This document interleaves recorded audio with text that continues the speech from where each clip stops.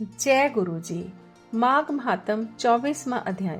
लोमश जी कहने लगे, वह राजा पहले तो तमिश्र नामी नरक में गया, फिर अंध तमिश्र, फिर काल सूत्र नामी महानरक में गया, फिर मूर्छा को प्राप्त हो गया, फिर मूर्छा से चेतना आने पर तापन और संपरतापन नाम के नरक में गया।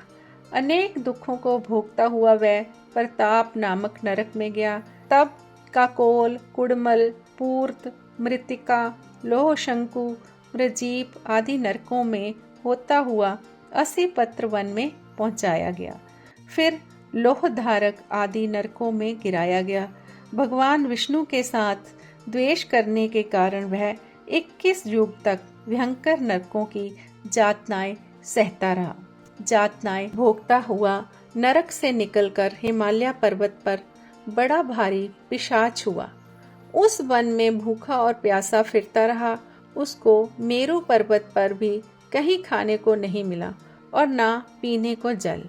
होत व्याता के कारण वह पिशाच घूमता हुआ एक समय पलुप्त पसरवन नाम के वन में जा निकला। बहेड़े के वृक्ष के नीचे वह दुखी होकर हाय मैं मरा, हाय मैं मरा ऐसे जोर जोर से पुकारने लगा और कहने लगा, भूख से दुखी मेरे इस जन्म का कब अंत होगा। इस पाप रूपी समुद्र में डूबते हुए मुझको कौन सहारा देगा। लोमश जी कहने लगे कि इस प्रकार वेद पाठ करते हुए देवदूती ने उसके दुख भरे वचनों को सुना और वहां पर एक पिशाच को देखा, जिसकी लाल डरावनी आंखें, दुर्बल शरीर, काले काले ऊपर खड़े हुए बाल, चेहरा विकराल, काला शरीर, लंबी सी जीभ बाहर निकली हुई, लंबे होंठ, लंबी जांघें, लंबे लंबे पैर, सूखा चेहरा, गड्ढे जैसी आंखों वाले पिशाच को देखकर देवदूती ने उससे पूछा कि तुम कौन हो और ऐसी करुणा से क्यों रोते हो। तुम्हारी ये दशा कैसे हुई और तुम्हारा मैं क्या उपकार करूं। मेरे आश्रम पर आ जाने से कोई प्राणी दुखी नहीं रहता और वैष्णव लोग आनंद ही करते हैं।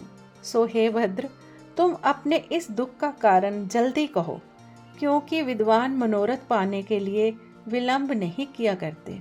ऐसे वचन सुनकर प्रेत रोना बंद करके विनीत भाव से कहने लगा कि हे द्विज, किसी बड़े पुण्य से मुझको आपके दर्शन हुए हैं। बिना पुण्य के साधुओं की संगति नहीं होती। और फिर उसने पहले जन्म का वृतांत कहा कि भगवान विष्णु के द्वेष के कारण मेरी यह दशा हुई है। जिस हरि का नाम यदि अंत समय में मनुष्य के मुख से निकल जाए तो मनुष्य विष्णु पद को प्राप्त होता है। जो सबका पालन करता है उसी से मैंने द्वेष किया। यह सब मेरे कर्मों का दोष है। जिसकी ब्राह्मण तप द्वारा प्रार्थना करते हैं, ब्रह्मा आदि देवता, सनकादिक ऋषि जिसको मुक्ति के लिए पूजते हैं, जो आदि मध्य और अंत में विश्व का विधाता और सनातन है, जिसका आदि मध्य और अंत नहीं, उस भगवान के साथ मैंने द्वेष किया। जो कुछ पुण्य मैंने पहले जन्म में किए थे वह सब विष्णु की द्वेष रूप अग्नि में भस्म हो गए। यदि किसी प्रकार यह पाप नाश हो जाए तो मैं भगवान विष्णु के सिवाय किसी और देवता का पूजन नहीं करूंगा। विष्णु भगवान से द्वेष करके मैंने बहुत दिनों तक नरक यातना भोगी और अब पिशाच जोनी में पड़ा हूँ। इस समय मैं किसी अच्छे कर्म के योग से आपके आश्रम में आया हूँ, जहाँ पर आपके सूर्य रूप दर्शन ने मेरे दुख समान अंधकार को दूर कर दिया है। अब आप कोई ऐसा उपाय बतलाइए जिससे मेरी यह पिशाच जोनी दूर हो, क्योंकि सज्जन पुरुष उपकार करने में देर नहीं करते। देवदूती कहने लगे कि यह माया देवता, मनुष्य, असुर सबकी स्मृति को मोहित कर देती है। इससे धर्म का नाश करने वाला द्वेष पैदा हो जाता है। जगत के उत्पन्न करने, रक्षा करने और नाश करने वाले जो सब प्राणियों की आत्मा है, उनसे भी लोग द्वेष करते हैं। जिनको अर्पण करने से सभी कर्म सफल होते हैं, उनकी भक्ति से मुख मोड़ने वाले मूर्ख कौन सी गति को प्राप्त नहीं होते।